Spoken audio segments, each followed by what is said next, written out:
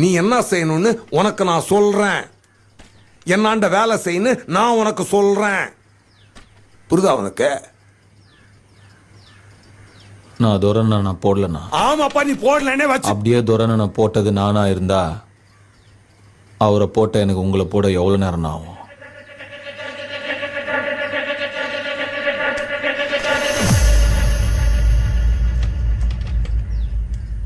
ஆனா நான் போடலண்ணா. நான் கிளம்புறேன்.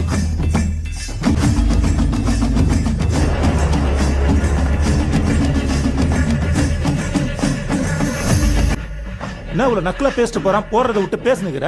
டேய், அவன் பார்க்கறான்டா, சும்மா பார்க்கறான். ஒரு மாதிரி ஆஃப் ஆயிட்டேன். அவன் தான் போடவே இல்லைன்னு சொல்றானே.